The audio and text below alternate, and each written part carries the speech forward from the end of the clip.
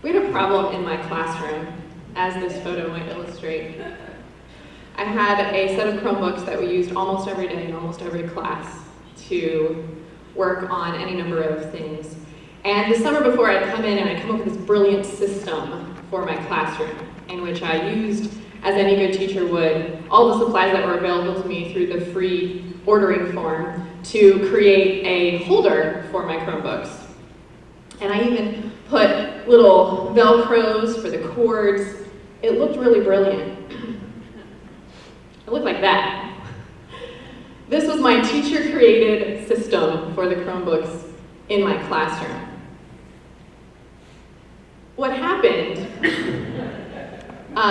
could be very predictable to anyone who had thought about it for 5 minutes, which is that I teach straight up to the bell because I have so many important, interesting things to share or listen to in my classroom. And students have so many important things to share and listen to in the hallway, and so when the bell rings, they want to fly out of my classroom and they quickly dispose of said Chromebook in any fashion they possibly can to get out quickly. I do not blame them for this, but this is the result. This is the result. So every day, faithfully, I would go to the back of the room and I would reorganize my beautiful system. But each day I had a little bit more resentment about it. Each day I was a little more frustrated about it. So finally, I just decided, what if I let my students solve this problem? They're not my Chromebooks. I'm not using them every day, but I'm taking care of them. They have ownership of the things they create on them. They didn't have ownership of the system in place to take care of the actual tool. And I had recently gone to a Washington, D.C. professional development day on a Saturday to learn about design thinking. I was interested in it, I participated in it, I talked with other professionals in other industries about it. It was a very exciting day. And so it popped into my head that perhaps this is the perfect time for me to introduce this into my classroom. I hadn't yet found the best way to introduce it into my classroom. So I quickly, as you can see, scrawled on my whiteboard, this is 6th period, this is freshmen, I'm fed up, they're being as squirrely as 6th period freshmen can be, and I said, listen, we're gonna try something new today. We're going to try a design thinking procedure, and you're gonna practice the argument persuasion skills that we've been talking about in class. This is English class. They were very excited because this was new and different and not what they expected to walk into. So I mapped quickly out define the problem, empathize with the user, which was easy. They were sort of the user, but really I wanted them to empathize with me as the user of the system to keep it in the classroom and running. And then build a prototype, and we would test it. Here's the catch. They were going to divide into small groups. They were going to each have a different prototype. Then they were going to use their persuasion skills to convince their classmates of their prototype being the best one. The classmates would vote, and whichever one won, we would test in the classroom for a week, and we would see how it worked. They were excited. And guess what? They were brilliant, and they solved the problem brilliantly. And it taught me a really important lesson, which is that if you want people to own a classroom, a community, a learning environment, you have to make them part of the process of creating it. And so in this small sort of one period out of one day with one class, I carried away this important lesson that I had been trying to learn in a number of different ways, and this was just one more way and embedded more deeply into my teaching practice, that students need to be the creators as often as possible. Here was their solution. We took also free supplies of those cardboard things that are ubiquitous throughout all of our Hershey buildings, and they turned them upside down. Normally they're sitting horizontal. Then they took those clips, also ubiquitous, and they decided if we ran the cord through the clip, it wouldn't fall out when people pulled it in and out. And the thicker cardboard would keep the Chromebooks from getting damaged. Plus, the hanging folders wouldn't fall off of the side as they had been doing. My students created the best solution for a working system. So today I just want to talk to you about empowered education. And the tagline came to me when I was talking with a friend about community development. This idea that when people go into communities, that instead of doing to the community with their great idea, they should learn with and alongside the community, and so that idea is sustainable beyond the people who are coming in and going out. When you look up the definition of empower, the verb to empower, you get this: the granting of power, right, authority to perform various acts or duties. What I love about this is not only the first 3 words, this transfer of power or authority, the sharing of power or authority, but I love the ending. To what end? To be able to do something with it, not just to be able to feel good about it. And when you look up the word empowerment, I love this idea that it's a process of becoming stronger, more confident, and this idea of controlling one's own life and claiming one's rights.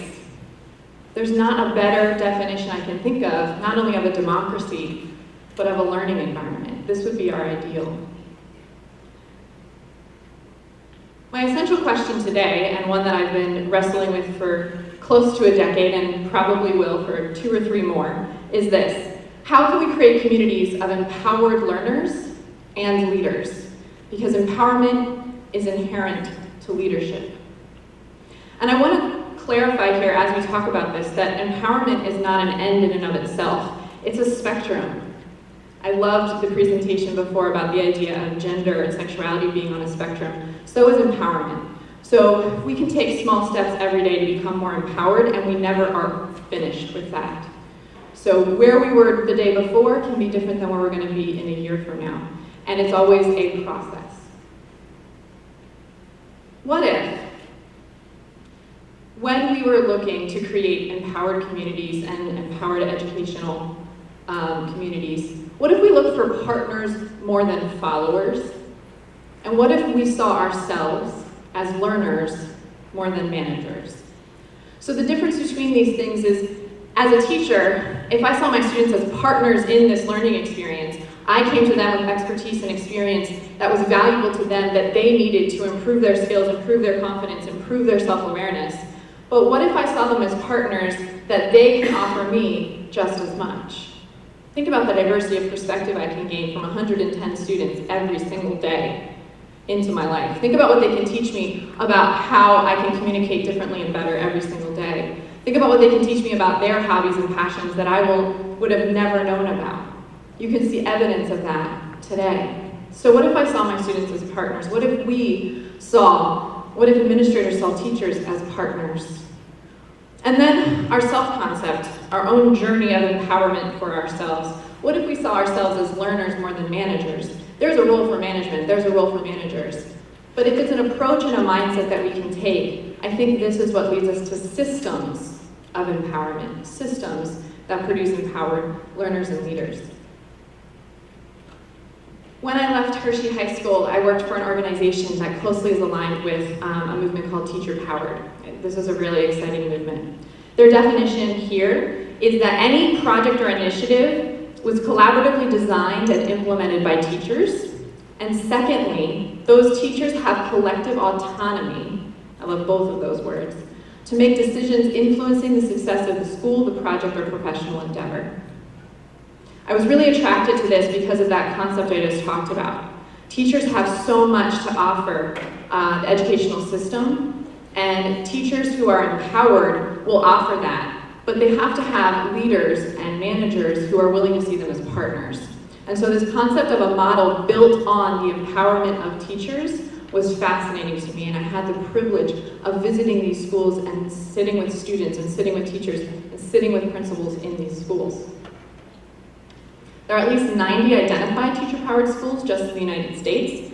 And even though this model isn't something that I would claim is quote-unquote the answer, because there isn't just one to whatever ails our education system, I would claim that it is a model that can teach us a lot about what we can change. Because here's what I observed and read as I thought about this model. I observed that when teachers understand what it feels like to be empowered, what it feels like to start on that process, and what it feels like to lead, they will model that for their students. Then students will see what it looks like to act in an empowered way and to lead themselves. Teacher leadership promotes student leadership. Teacher empowerment provides stronger access for student empowerment. They're directly connected. And as I thought about this talk today, and I thought, okay, I'm passionate passionate about empowerment, I have some of these examples of why I'm passionate about it.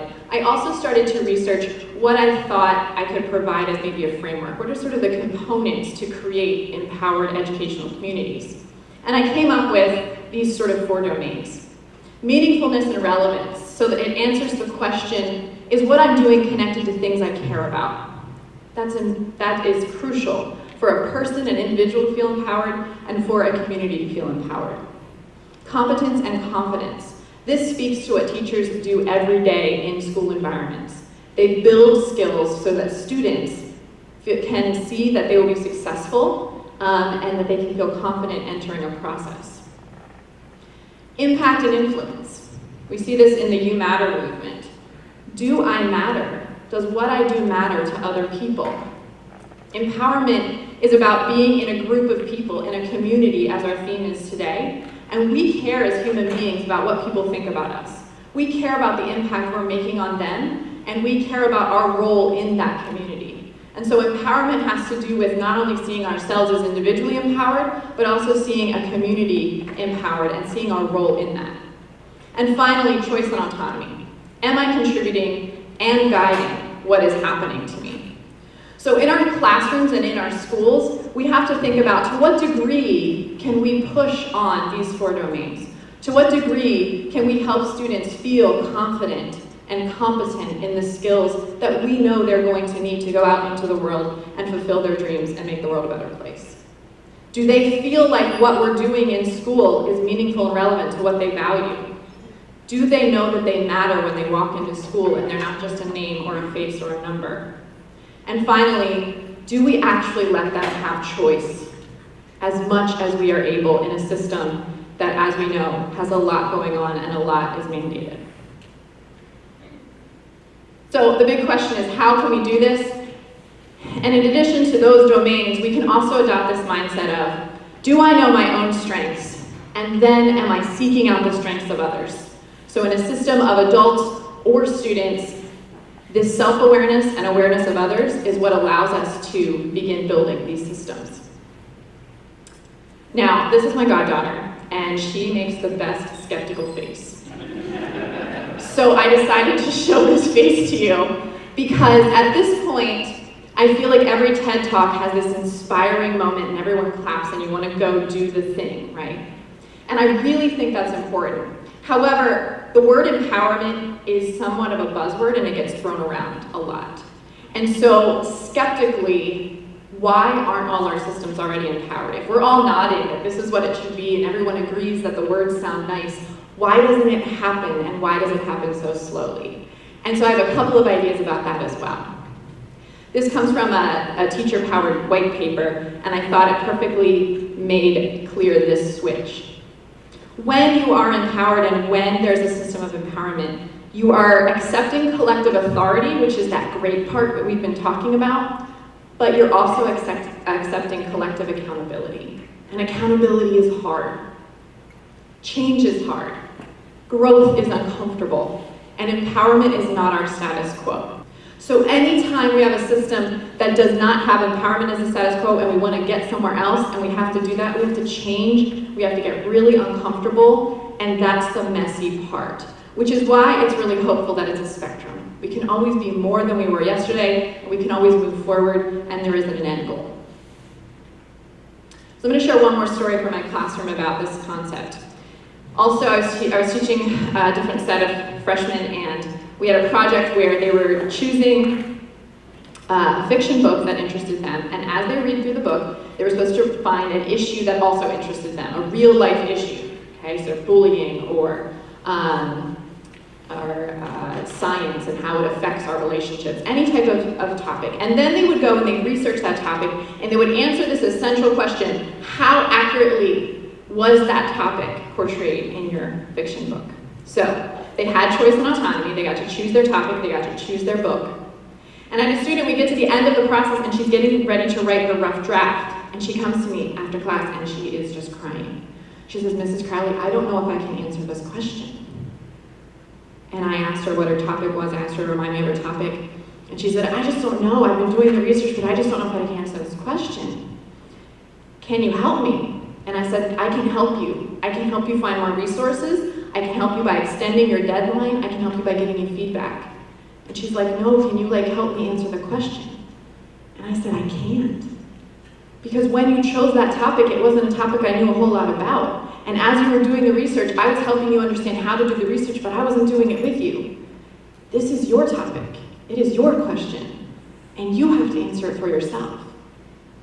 She did not like that answer. So she walked out pretty dejected. And this illustrates if there's a downside, the difficulty, the messiness of empowerment. It is being responsible. It is having ownership. It is ultimately feeling some pressure to produce a response from a group of people who are doing this with you, who expect you to produce a response. I recently read an article that I thought was fascinating. It was by a woman who works at IDEO, which is a design company out in California. I'm going to let you read this quote on your own about disequilibrium.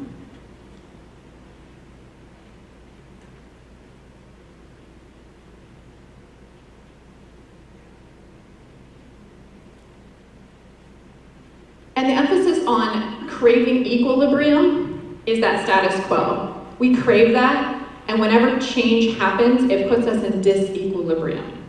That's what happens when we seek to empower others and we seek to empower ourselves. We can find ourselves in a state where we don't feel stable anymore, things don't make sense, and we're not sure what's going to happen next. And that's very uncomfortable. And so it makes us want to go back to the stability of the status quo. So a couple of suggestions as I wrap up here. If we're going to really do this thing, it's going to be incremental, and it's going to be messy, hard work, and it's going to be totally worth it. But we need to avoid using empowerment as a buzzword or a facade. We need to avoid things that have false choice or lack meaning or only have two of the categories of those four things, and that's going to be difficult.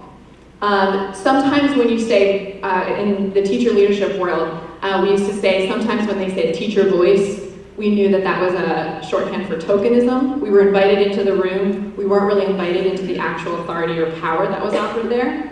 So we need to be careful of that on all levels. We need to be careful of making sure that students, when we ask them questions, that we are willing to give them power with those questions. When we ask them into a room, that we're willing to give them decision making. And the same with teachers, and the same with superintendents, and the same with parents, okay? We need to fight apathy. Empowerment is the opposite of apathy. You have to care a whole lot about your own empowerment and the empowerment of those around you, and you have to fight the apathy that's a lot easier to saying, let's just keep status quo, it's been working, because it's not really working. And we need to plan for the disequilibrium that's going to happen. Discomfort and vulnerability are part of this process, and if we are aware of it and plan for it, we won't be sidelined by it. We might actually have coping mechanisms and communities that can support us through it. So the end of the story of my student who didn't know the answer to her question is this. She went home and she worked so hard. And she came back to me in a couple of days and I checked in with her and she had this huge smile and she actually started crying again. But this time it's because she was so relieved and so proud of herself because she did it. She answered her question. She found a way through that block. And she was able to write the paper she wanted to write on the topic she wanted to write about it. And she felt like it was meaningful. And she felt like when she shared it with her peers, it was going to be impactful. And guess what? I didn't do that. She did that. She empowered herself, and I just got to celebrate with her alongside her. So I want to leave you with this mural that is painted on an elementary school in Harrisburg City. Together, we lead. Together, we can be empowered. And together, we can learn with and not do to one another. Thank you.